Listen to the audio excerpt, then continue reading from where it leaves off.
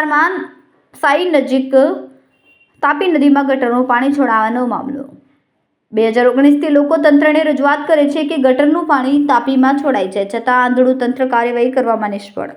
વરસાદી કાંસમાં ગેરકાયદેસર કનેક્શન માધ્યમથી ગટરનું પાણી સીધું તાપી નદીમાં છોડવામાં આવે છે. સુરત મહાનગરપાલિકાના અધિકારીઓની બેદરકારીને લઈને લોકોએ વિરોધ કર્યો.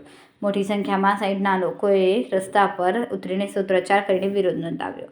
લોકોએ કહ્યું, અહીંયા રહેવું પણ મુશ્કેલ થયું છે. બપોર બાદ સાંજના સમયે અધિકારી આ ફ્લડ ગેટનું વાલ ખોલે છે, જેથી સ્ટોરેજ થયેલું ગટરનું પાણી સીધું તાપીમાં જાય. ઇન્દોરમાં સર્જાયેલી સમસ્યાના ગટરના પાણીના કારણે સુરતમાં સર્જાશે તો જવાબદાર કોણ? તાપી નદીને બચાવવા માટે ગેરકાયદેસર કનેક્શનો સામે કાર્યવાહી માટે લોકો રસ્તા પર ઉતર્યા. મારું નામ રમેશભાઈ ઠુમર છે.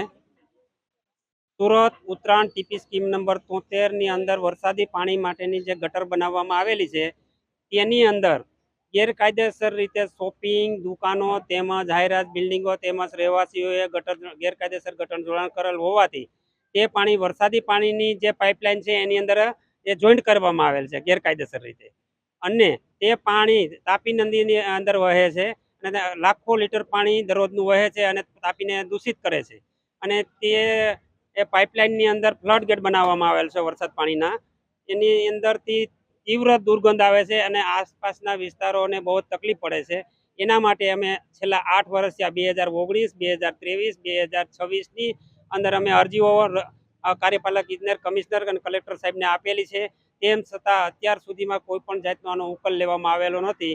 તો આ દૂષિત થતી તાપી નદીનો જે ઇન્દોર જેવી ઘટના ન બને તે માટે અમે વિનંતી કરીએ છીએ અને તીવ્ર દુર્ગંધ અને જે દૂષિત તાપી થાય છે તેને તાત્કાલિક ધોરણે દૂર કરવું જોઈએ એવી અમારી વિનંતી છે.